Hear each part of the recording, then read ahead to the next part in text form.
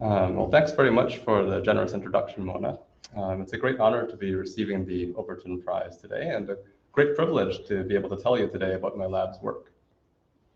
I'll be focusing today on some of our recent work that has used statistical modeling of haplotype sharing to uncover new insights into genetic variation influencing human traits. However, to try to keep this talk as accessible as possible to non-specialists, I'm going to start with a hopefully gentle introduction to the key concepts underlying this work, which turns out to parallel the path that I myself took into this field. So the broad motivating question that encapsulates the field of human genetics is easy to state. How does genetic variation among human genomes affect human traits? For instance, we might want to try to figure out which genetic variants increase risk for diseases with genetic components, such as heart disease or type 2 diabetes. Or more broadly, we could also ask how genetic variation influences various quantitative traits, such as lipid levels, blood counts, or physical measurements, such as height. Height turns out to be a useful model quantitative trait for developing intuition and for testing analytical methods for two reasons. First, height is easily measurable. We all know our heights, probably to within an inch. And second, height is highly heritable. We all know among our own acquaintances that tallness or shortness runs in families. And we also see this play out in the larger-than-life figures we see in professional basketball. So when I was in high school here in Madison, I remember Yao Ming was big. In fact, at 7'6", he was the tallest player in the NBA for a while. This probably wasn't entirely a surprise to his mom and dad, who were 6'3" and 6'7" themselves. For a current, albeit slightly shorter example, Taco Fall measures up at 7'5", and clearly the tall genes, or more correctly, the tall alleles, run in his family too, since his brother was 5'9" at age 7. So this naturally leads to our basic human genetics question.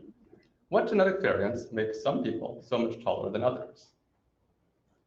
In the age of whole genome sequencing, if Yao and Taco wanted to try to find out, they could get themselves sequenced. But if you think about it, this would actually only be a first step to finding out. Even if we knew their full genomic sequences, how would we know which of their genetic variants actually had an impact on height? This is where the field of statistical genetics comes in. Statistical genetics essentially amounts to trying to learn about the phenotypic effects of genetic variation by comparing genetic information from many people. These days, often thousands or occasionally even millions of people, and analyzing that genetic data together with information about their phenotypes. For example, who's sick and who's not, or who's tall and who is short. This might sound simple enough, but the reason why there's a field of statistical genetics is that it turns out to be surprisingly tricky, both statistically and computationally.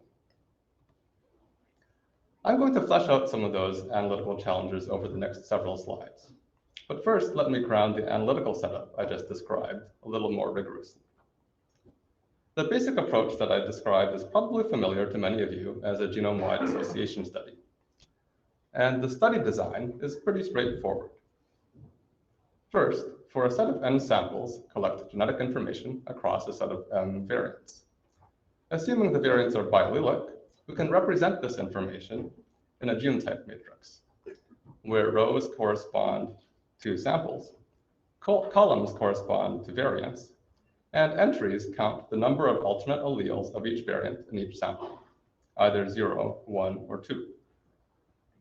If we also collect phenotype measurements for the n samples, we can then try to figure out which genetic variants appear to influence the phenotype, which at first glance might seem pretty simple as computing a set of correlation coefficients. It turns out, though, that things get pretty complicated pretty quickly.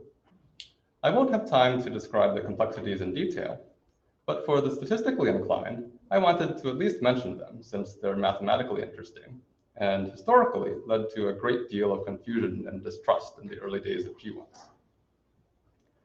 Two of the main issues included figuring out appropriate statistical significance thresholds and addressing potential confounders, namely non-independence among sample genotypes due to either population structure or sample relatedness. Fortunately, these issues turn out to be addressable via principal component analysis or linear mixed model methods, including the Bolt LMM method that I developed during my postdoc with Elkins Price. Even after sorting out the statistics, however, a second issue arises from the type of genetic data typically available for large-scale genome-wide association analyses. Here, the root of the problem is not statistical, but rather financial. Sequencing many thousands of people is expensive, which has led to the bulk of the genetic data available for GWAS being generated using low-cost oligonucleotide SNP arrays. The upside of this approach is that the order of magnitude cheaper cost of SNP arrays has allowed them to be deployed at scale, leading to the generation of millions of samples worth of GWAS data by worldwide biobank projects. However, the downside is that SNP arrays typically only genotype around 1 million targeted variants, a small fraction of the hundreds of millions of common and rare variants that are potentially of interest. This might initially seem like a deal breaker if we're only measuring genetic variation at a small fraction of genomic variants. How could we possibly find out whether the rest of the variants in the genome have any effects on phenotype? Fortunately, it turns out that because of the way genetic information is inherited, the genotypes of the missing variants can often actually be estimated quite accurately, assuming that at least some samples have been sequenced and therefore have complete genotypes available, including at the variants that are missing in other samples. These samples could correspond, for instance, to a subset of the data set, or they could come from an external reference panel, such as the 1000 Genomes Project or more recent larger scale sequencing projects. In this scenario, missing genotypes in the unsequenced samples, highlighted in green, can be statistically imputed by searching for similarities between those samples' genotypes at available variants and the corresponding genotypes of the sequenced reference samples. The intuition behind this approach may not be immediately clear, so I'm going to explain it in the next few slides because this same intuition, which was pioneered 15 years ago by Jonathan Martini, Gonzalo Abacasis, and colleagues, also underlies the recent work of my lab that I'll tell you about soon. So it's helpful to start from a straightforward example. Suppose we wanted to impute a child's genotypes and had available to us whole genome sequences of both parents. Would this imputation be possible? The answer is not quite. While we do know all of the genetic information that could possibly have been passed down to the child, we don't know which of each parent's 2 chromosomes was actually passed down, or more precisely, which combination of each parent's 2 chromosomes, taking into account recombination. Now suppose we also knew the genotypes of the child at a small subset of SNPs in the genome, for instance, the 1 million variants on the SNP array. Then would we be able to figure out the child's genome? The answer is yes, almost perfectly. We could use the child's genotypes at known SNPs to identify chromosomal segments that match uniquely to exactly 1 parental chromosomal segment, and infer that the child also inherited all other genetic variants carried on that parental segment. Another way to say this is that the SNP array genotypes serve as a scaffold that allows us to identify long haplotypes shared by the child and each parent. We can then use this haplotype sharing information to impute parental variants that aren't part of the SNP array scaffold, but sit within a long shared haplotype, such that they can safely be assumed to have been co-inherited on this same shared haplotype, or have come along for the ride, so to speak. An important subtlety that I glossed over in the previous slide is that we actually need one other piece of information to make this imputation strategy work. Whereas most genotyping technologies only measure for each variant the total number of alternate alleles a sample carries, that is 0, 1, or 2, we need to additionally know the phase of heterozygous variants, that is, which alleles were inherited together from the same parent. Fortunately, this information can also be computationally estimated using haplotype-sharing models. To build intuition about how imputation works, I used the father-mother-child trio in the previous example, But the same idea of imputing variants by identifying long haplotypes shared with other samples extends across multiple generations, as well as to distantly related individuals. This slide shows a haplotype that is shared identical by descent, abbreviated IBD, between first cousins, but only for the sake of preventing the diagram from getting too cluttered. The approach typically works just fine for haplotypes shared by 10th cousins, and sometimes even 100th cousins. The basic principle is that any variant that arose earlier than the common ancestor of the shared haplotype will be co-inherited by both individuals who share the haplotype. Hopefully, the previous slides have helped provide some intuition for how haplotype sharing among samples can be leveraged by statistical methods.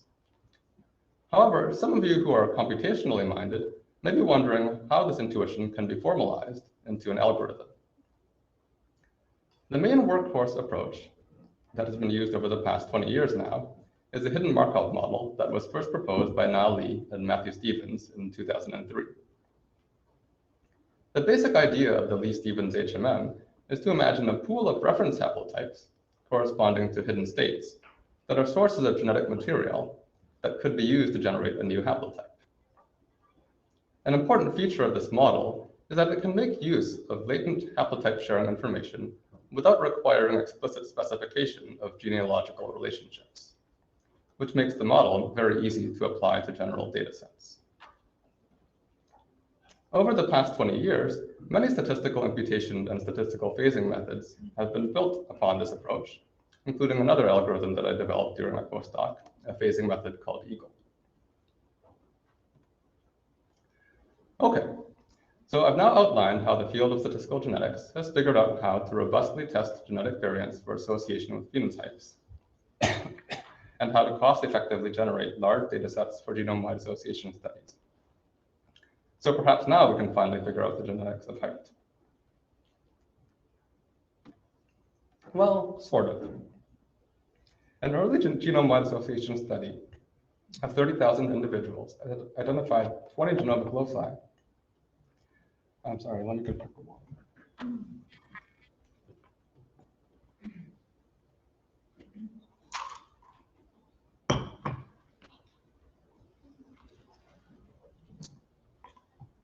Identified 20 genomic loci at which common variants associated with height. But these 20 loci collectively only explain a tiny fraction of height variance, indicating that more statistical power was needed. A couple years later, a larger study managed to up the sample size to 184,000 individuals, and were rewarded with a corresponding increase in the number of discovered loci to 180. But those loci still only explained a small fraction of height variance. And soon enough, an even larger study found almost 700 variants independently associated with height. Nor was that the end. In 2018, the number of variants independently associated with height hit 3,000 in an analysis of 700,000 individuals.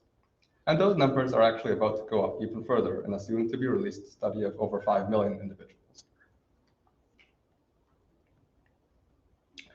The odd thing about this progression is that on one hand, these GWAS have succeeded in identifying thousands of variants that robustly associate with height and collectively account for much of the genetic component of height. Yet, on the other hand, the height-associated genetic variants that have required larger and larger sample sizes to detect have associated with tinier and tinier differences in height, such that the biological meaning of most of these associations has been difficult to understand. These larger and larger, better and better powered genome-wide association studies have revealed a third challenge, this time stemming from an empirical property of human heritable traits, namely that most human traits don't follow simple genetic models. Whereas many of us, myself included, may have first been introduced to genetics through Punnett squares and Mendelian inheritance, this mental model of genetics just turns out to be far from the truth for most human phenotypes.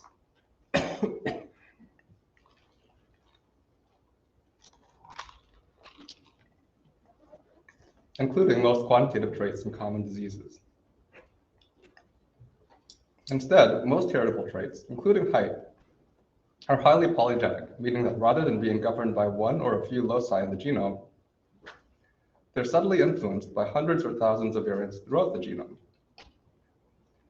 So rather than GWAS allowing us to read off a list of a small handful of height genes that we can then follow up to understand their functions, we've wound up with a huge list in fine print of common SNPs and indels peppered throughout the genome, most of which aren't clearly connected to any gene at all. So what can we do about this? Statistical geneticists are taking many paths forward, with many approaches centered around figuring out how to convert these long lists of common SNP associations into inferences about causal genes or biological pathways. These approaches have been fruitful, and I'm sure will become even more so as better and better data becomes available. But in my lab's recent work, we've decided to try an alternative path, which is to try to expand the vocabulary of genetic variants accessible to genome-wide association analysis.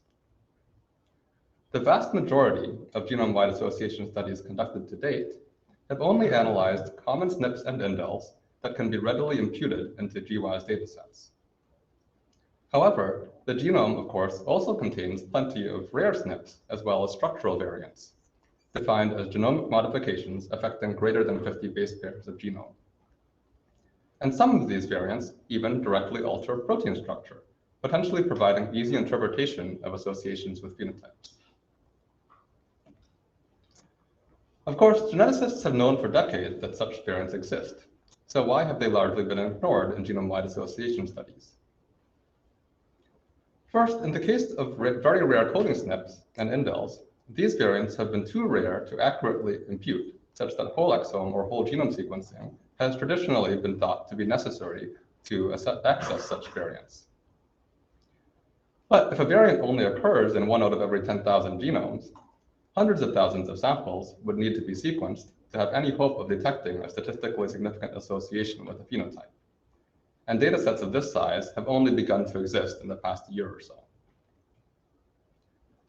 As for genomic structural variants, the conventional wisdom here has been that these types of variants are simply too complicated to genotype, even using short-read sequencing data, let alone SNP-array data. And so we'll just need to wait until more long-read sequencing comes out.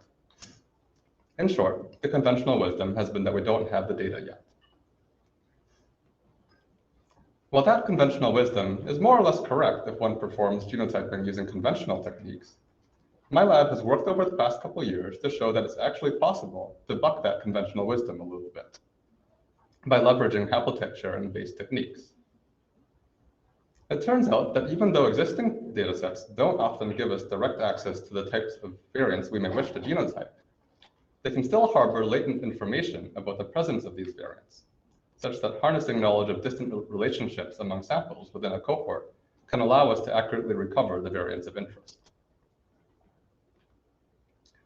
To make these statements a bit more precise and to give you a teaser for the rest of this talk, we've found that exome sequencing, just 10% of a cohort, can go a long way toward powering exome-wide association analysis, and that exome sequencing and SNP-array data together can go a long way toward exploring phenotypic effects of many protein-altering tandem repeats and copy number variants.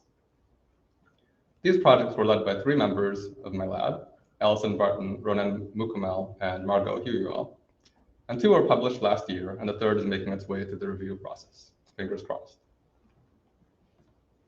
Now, lest to get the false impression that it has all been smooth sailing and all we do is collect publications and prizes, I want to acknowledge that, like everyone else, we've also faced our share of rejections. As a case in point, my most recent R01 submission on haplotype-informed structural variant analysis has earned the dubious distinction of causing a, quote, major disagreement among the review panel about whether or not the proposed work will add any value to the field. So we still have some people to convince and some grant writing to do. But for now, let me spend the remainder of this talk telling you about some of the results we've found thus far, which I find pretty exciting, and I hope you will too.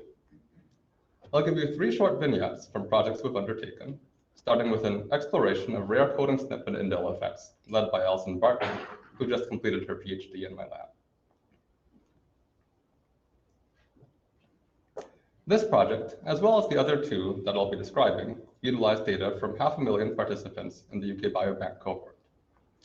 UK Biobank has collected thousands of health-related phenotypes for these individuals, and in 2017, they released genome-wide SNP-array genotyping for all participants, making UK Biobank an incredible resource for human genetics research. Of course, as I've now mentioned, SNP-array data on about 800,000 genetic variants only surveyed a small fraction of all the protein coding variants in the genome. And so a few years later, UK Biobank announced a plan to start exome sequencing the cohort in collaboration with a consortium of pharmaceutical companies. The first batch of exome sequencing of 50,000 samples, 10% of the cohort, was released in 2019. And since then, subsequent exome sequencing batches have been released over the past 3 years, with a final batch of exome sequencing about to be released this year. However, when we obtained access to the first 10% of the exome sequencing back in March 2019, it struck us that we didn't need to wait.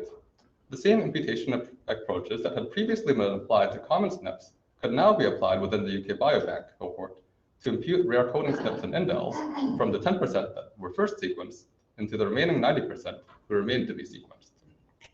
We gave it a try, and sure enough, within a month, by April 2019, we had reasonably accurate genotypes for the majority of rare coding SNPs that appeared in at least 1 out of every 10,000 UK Biobank participants.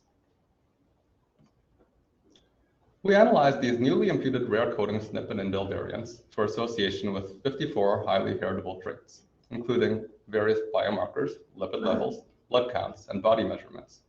And after taking into account linkage with nearby non-coding SNPs, we determined that 1,189 of these associations appeared likely to be causally driven by 675 of the rare coding variants. The figure shows numbers of variants identified per trait, colored by the first genetic data source from which the association was detectable. The yellow and orange colors correspond to the 50,000 sample exome release and our imputation into the full cohort respectively. And as you can see, the 50,000 exomes themselves provided fairly little power to pick up new associations in yellow, whereas statistical imputation into the remainder of the cohort using that same data unlocked many new discoveries in orange. Zooming in to highlight a few particular results, we noticed that many of the variants our analysis identified clustered within the same genes. In fact, a few dozen genes contain more than 10 distinct rare coding variants affecting the same phenotype. 4 examples are shown here, with the first 2 being quite well known, PCSK9 and IQ-GAP2, and the second 2 being more novel. 24 distinct coding variants in IFRD2 independently associated with reticulocyte phenotypes, and 11 distinct coding variants in NPR2, previously implicated in Mendelian skeletal disorders associated with height in the general population. Speaking of height, 10 variants in 10 different genes appeared to have very large effects on height, more than half a standard deviation, or in other words, more than 3 centimeters. These variants modified amino acids or caused loss of function in proteins with functions that largely made sense, at least to Allison, who knows way more biology than I do. For example, including collagen growth hormone and natriuretic peptide receptors. This was all broadly quite interesting, but if you look carefully at the third column of the table, you'll notice that these variants were all extremely rare, occurring in only 1 out of every 5 to 10,000 individuals. So even though they have large impacts on height in those people who happen to carry them, they can't possibly be accounting for any substantial fraction of height variation in the general population, still leaving the question of where the rest of that heritable variation in height could be hidden. We obtained a few answers in the next vignette I'll describe, which was a study of variable number tandem repeats that Ronan Mukamel, an instructor in my lab, led in collaboration with Bob Hansaker from Steve McCarroll's lab.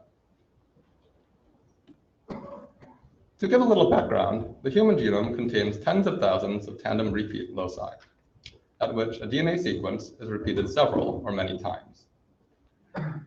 A particularly interesting subset of tandem repeats lie in protein coding exons of genes.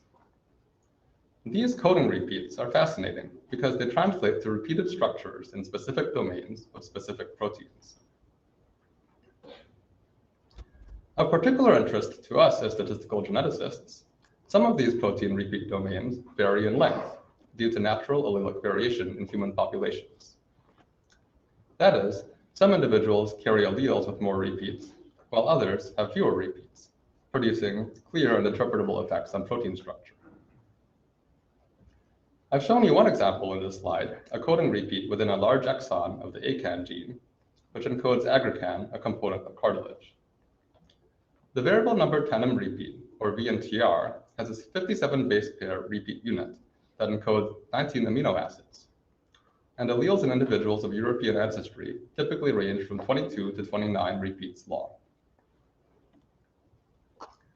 We'd love to find all such protein coding VNTR polymorphisms and to figure out which of them affect phenotypes. However, to do so, we first have to measure them. And we have to measure them in very many people, ideally tens or even hundreds of thousands of people, which our collective experience from GWAS has shown us is essential for learning about genetic effects on complex human traits. We would never have known how to do so ourselves, but fortunately, our collaborators, Bob Hansaker and Steve McCarroll, were experts in measuring a larger form of repeat variation, namely variants that modify a copy number of kilobase scale genomic regions. They and others had previously shown that sequencing read depth of coverage correlates roughly with copy number of a genomic segment. The correlation of sequencing depth with copy number is imperfect due to many technical factors that introduce noise, but Bob had developed computational strategies for addressing these technical factors that worked well enough to reliably measure kilobase scale variation. But here we had a harder challenge. We were hoping to be able to consistently distinguish, say, someone with 27 copies of a 57 base pair repeat in the aggrecan gene from someone with 28 copies, length differences on the scale of 100 base pairs or less, rather than 1,000 base pairs or more. And moreover, for genetic analysis, we ideally wanted to be able to measure allele-specific copy number, rather than just measure an approximate sum of the length of the two alleles inherited from a person's mother and father. This is where our intuition from haplotype-sharing models came in. Although measurements from a single individual are too noisy to say much about that individual's repeat copy number, if we also had available to us such measurements in a person's whole family, we could potentially use all of that data together to denoise the measurements and simultaneously resolve them into phased allele lengths. This idea leverages the same basic intuition we walked through earlier when discussing statistical imputation. And again, the same intuition extends to analysis of data from very many unrelated people, rather than from families. Large genetic data sets, such as UK Biobank, contain pervasive sharing of long haplotypes inherited from recent common ancestors, which allowed Renan and I to extend the types of haplotype modeling methods previously used to phase and impute biallelic SNPs to now integrate all of this technical and population genetic information, namely the copy number measurements and their uncertainty, the haplotypes that people share with one another, and the ways that the two alleles on each chromosome sum to an observed measurement in a diploid genome. A variety of validation methods showed that this approach to estimating VNTR repeat lengths works quite well. The read depth-based copy number analysis can get you well on your way to knowing the truth, and the mathematical integration of this with population genetic data and phasing can get you most of the rest of the way.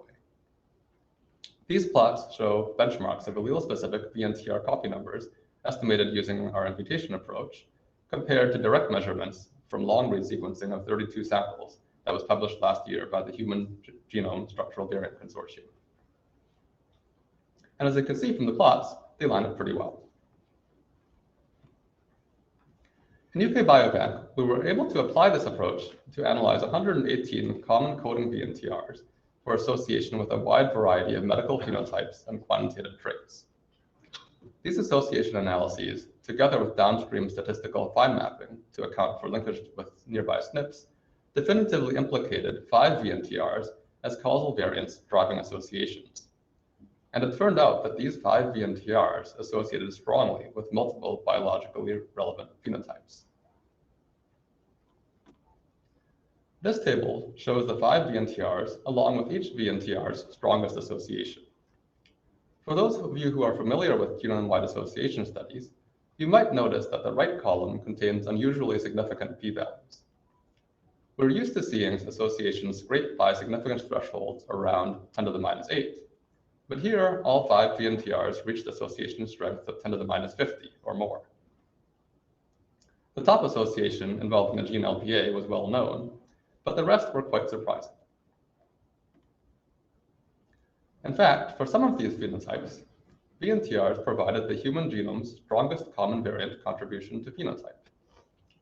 These figures provide so-called Manhattan plots of association strength versus genomic position. In the first panel, the MUC1 VNTR tops the chart for associations with serum urea, which is a marker of kidney function. And in the second, we see that in African ancestry populations, in which the ACAN VNTR is particularly polymorphic, the VNTR is by far the largest contributor to variation in human height. This effect is less pronounced, but still very statistically significant in European ancestries, because the VNTR is much less polymorphic in European ancestries. Most European alleles carry 26, 27, or 28 repeats, in contrast to the range of variation in African alleles that commonly spans 18 to 28 repeats, and even includes a low-frequency allele containing only 6 repeats. In terms of the absolute effect on height, we observed an allelic series in which increasingly long ACAN alleles associated with increasing height, such that even in Europeans, the mean difference in height between carriers of the longest alleles versus shortest alleles exceeded 3 centimeters. The European effect was also found independently in parallel work from decode genetics using long-read sequencing in Iceland. In UK Biobank, though, beyond characterizing the effects of ACAN variation across ancestries, we were able to leverage the large sample size of the UK Biobank cohort to go even a step further.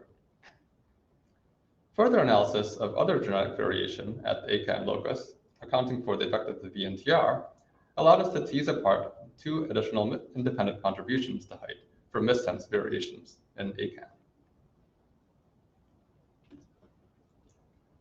Finally, in my last vignette, I'll describe results from a recent analysis of rare copy number variants that delete or duplicate larger genomic segments.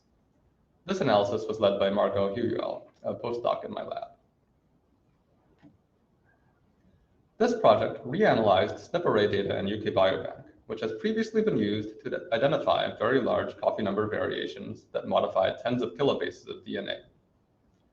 The basic approach is to search for consecutive deviations in the signal intensities of genotyping probes. If a CNV is large enough to span 10 or 20 or more SNPs on the array, methods such as the popular PenCNV algorithm can reliably detect it. However, shorter CNVs that span just a few genotyping probes are generally very difficult to detect. This is where we again found that modeling haplotype sharing within very large cohorts, such as UK Biobank, can be very helpful. Instead of looking for probe intensity deviations in each sample independently, we can combine data across many samples who share an extended SNP haplotype inherited from a recent common ancestor, and therefore are also likely to share any CNVs that are carried along that co-inherited haplotype. Integrating the data across these distantly related samples can then greatly improve the amount of signal for the presence of a CNV. For computationally oriented folks who might be wondering how long shared haplotypes can be efficiently detected across hundreds of thousands of genomes and across the whole genome, this actually turns out to be fairly straightforward thanks to Richard Durbin's positional Burrows-Wheeler transform, or PBWT. So we benchmarked the performance of this haplotype-informed CNV detection approach, which Margot called ICNV, against the widely used PenCNV method. And indeed, our utilization of haplotype sharing information, together with careful modeling of SNP-array probe intensities, allowed us to detect about 6 times as many CNVs. These included many CNVs smaller than 10 kilobases in length and spanning as few as 2 SNP probes that had previously not been possible to detect in the UK Biobank SNP-array data. Validation analyses using data from a pilot whole genome sequencing project in UK Biobank showed that CNVs called by ISMB validated at about a 90% rate, similar to PenCNV. So once again, we took forward the CNVs we detected for analysis of association with quantitative traits in UK Biobank. And once again, we discovered hundreds of associations that were likely to be causally driven by CNVs. These associations involved CNVs at 97 loci and uncovered many CNVs with strong effects on phenotypes. The right plot shows estimated effects in units of standard deviations versus allele frequencies of CNV variants. And in the rarer allele frequency ranges, we see many CNVs that modify traits by a standard deviation or more. When we look closer at the precise genomic locations of these CNVs, we realized that their effects were broadly surprisingly interpretable. By cross-referencing these associations against knowledge of gene function, SNP associations, and medically relevant syndromic CNVs, we were able to identify putative target genes or regions for roughly half of the CNV loci, a much higher rate than for typical SNP association studies. Only a small fraction of these CNV phenotype associations had previously been found. And among the new CNV phenotype associations, many were corroborated by evidence from coding SNP associations that also pointed to the same gene, while several others identified new gene-phenotype relationships, including a few for height that I'll now describe. First, extremely rare CNVs that cause loss of function for a fairly nondescript gene called UHRF2, associated with a 7 centimeter decrease in height, a full standard deviation. These CNVs were called in 19 samples in UK Biobank, and we confirmed the association via an analysis of protein truncating variants called from exome sequencing. The effect replicated in 9 carriers of UHRF2 protein truncating variants among the 200,000 UK Biobank exome sequences available to us at the time. Interestingly, despite the apparent importance of UHRF2 function for height, this locus appears not to harbor any common regulatory variants that influence height, such that it has not previously been picked up, even in very large genome-wide association studies. The last example I'll show you is still currently a bit mysterious to us. In the gene DIS3L2, we found that 25 kb deletions and duplications containing exon 9 of DIS3L2 associated with reciprocal height decreasing and height increasing effects of -2 centimeters and +5 centimeters, respectively. Our haplotype-informed approach allowed us to initially detect the deletion in a few hundred UK Biobank participants, after which a follow-up analysis of SNP-array probe intensity signal, together with subsequently released exome sequencing read depth, shown in the top plot, allowed us to identify both deletions and rarer duplications. The bottom plot shows histograms of height in these carriers, which are clearly shifted left for the deletions and right for the duplications, compared to the overall height distribution. To obtain further validation, we collaborated with Takashi Tarao at RIKEN, Japan, to run a similar analysis in the Biobank Japan dataset. And just last week, he replicated the same 2 centimeter, 0.4 standard deviation decrease in height in carriers of the deletion. A part of the story that's still mysterious to us, though, is that although one might expect variants that alter a coding sequence to act through modifying protein function, some parts of this story don't quite fit. The amino acids encoded by exon 9 of DIS3L2 don't fall within any particular repeat structure in the DIS3L2 protein structure. And moreover, SNPs and indels predicted to cause loss of function of DIS3L2 don't appear to have any effect on height. So we're still puzzling over this one and wonder if the CNVs may instead actually be acting through some regulatory mechanism on the nearby NPPC gene, which encodes another natriuretic peptide protein. So to summarize, the haplotype-informed analyses that I've shown you today have provided a few more glimpses into the ways that genome-wide variation influences human traits. However, we're far from done, as the loci we've found through these analyses still only explain a small fraction of the variation in height and other traits, such that many more directions remain for future work. In particular, the causal variants that underlie most associations between common SNPs and phenotypes are still unclear. And a great deal of effort currently going on in statistical genetics is appropriately being aimed at parsing out interpretations for these associations. Second, as we just saw with this 3L2, even in situations where the causal variants appear to be clear, biological mechanisms can sometimes still be quite mysterious. And finally, while we've had some success in our recent efforts to mine information about structural variation from existing SNP-array and short-read sequencing datasets, we won't be able to comprehensively assess the effects of structural variation until the long-read sequencing becomes available at scale. So all in all, there are a lot of questions still to be answered and lots of data with which to answer it, which makes it an exciting time to be a statistical geneticist. So I'll close by acknowledging all the people who drove this work, especially Alison Breton, Ronan Mukamel, Marco Huyuel, and Bob Hansaker, as well as the participants in the biobanks and the funders who made this work possible. And finally, I'd also like to acknowledge the mentors who contributed to my scientific development, particularly Bonnie Berger, Elkes Price, and Shoma Chowdhury, as well as my family, especially my wife Karis, who is holding down the fort at home with our 3-year-old and 9-month-old, possibly watching this on the live stream, and without whose help, I'd never have finished these slides. Thank you.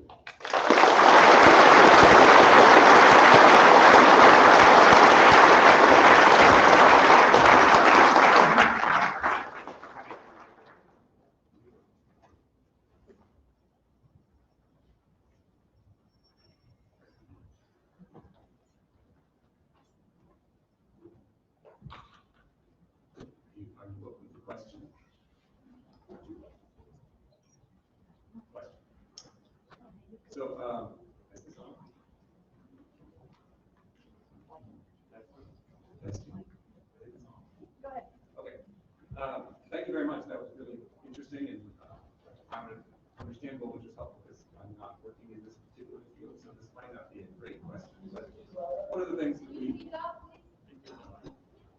things that we hear a lot is about missing heritability, and I guess I wonder whether the field might be closer to the finish line than they think. Can you talk a little bit about how that estimate of missing heritability is made? Is it possible that making some assumptions about independence or linearity that are unrealistic, and then maybe the variants you found actually do explain more than we think? Yeah, sure. Well, I can tell from your question that you actually know a lot more than you let on to.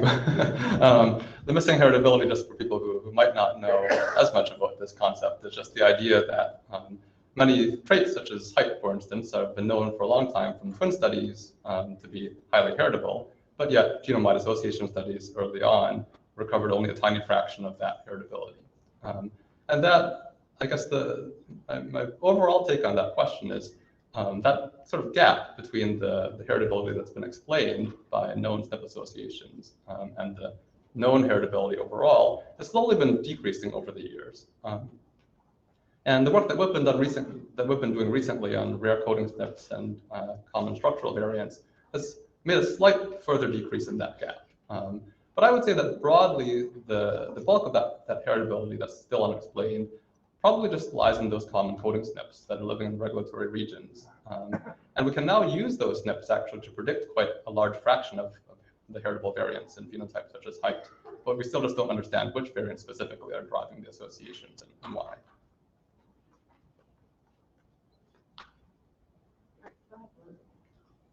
Can people hear me? Thank you for a wonderful talk. And again, this is not my field, so maybe I have two unrelated questions. One is, have you actually looked at the de novo variation with large effects? And the reason I'm asking that is that in my field, autism research, that has proven to be really powerful, although rare, but you're looking at rare variants. And the second one, coming to the biological explanation for some of the really strong effects. In the large structural variants, have you looked at a 3D genome folding as the possible mechanism driving difference? Those are both great questions. For the first one, de novo variants, that's actually one area where specifically haplotype-sharing methods that we've been developing are specifically not applicable because, of course, they arose de novo. They aren't shared with anyone who co-inherited the haplotype.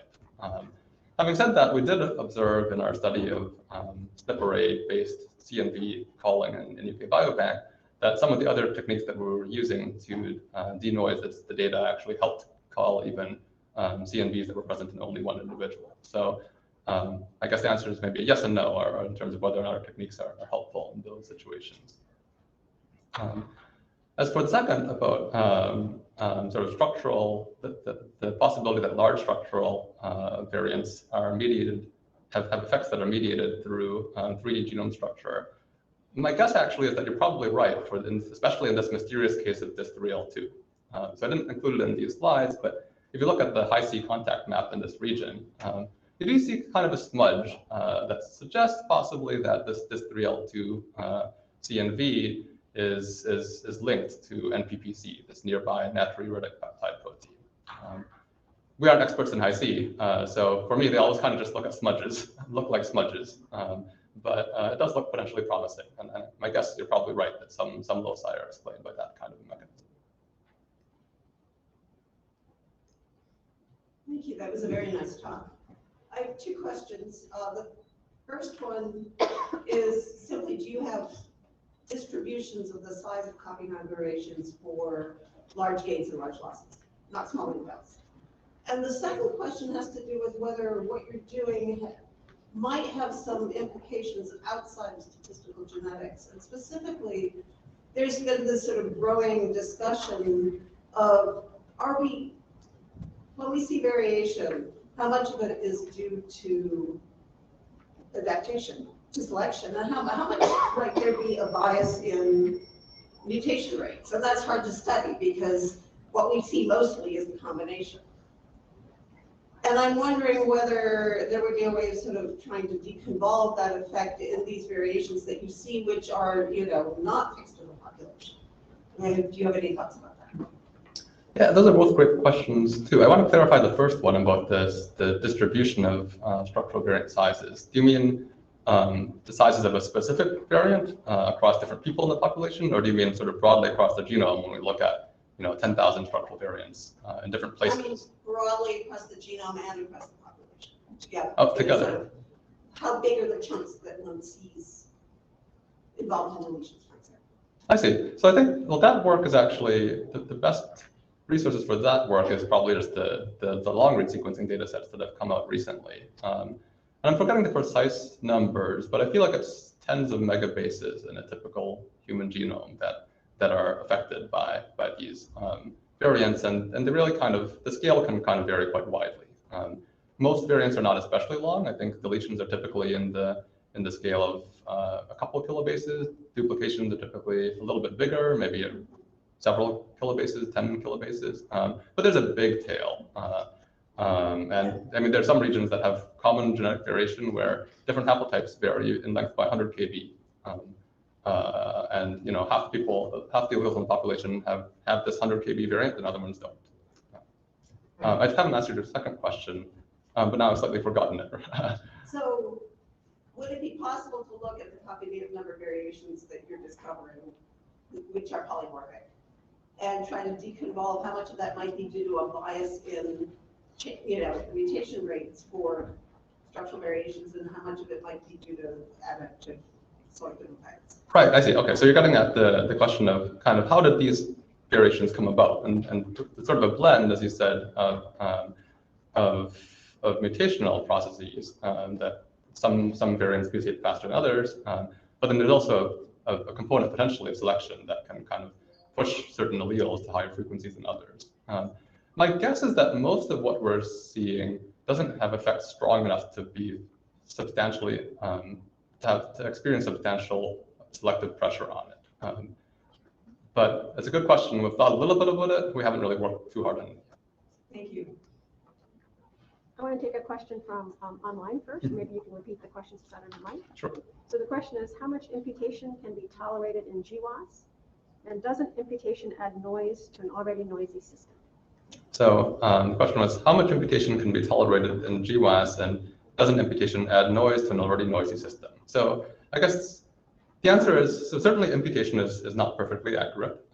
And depending on how big your reference panel size is and how rare your variant is, you might be getting genotypes that are accurate to an R squared of 0.9 to the truth, or you might be getting genotypes that are accurate to an R squared of 0.5 to the truth.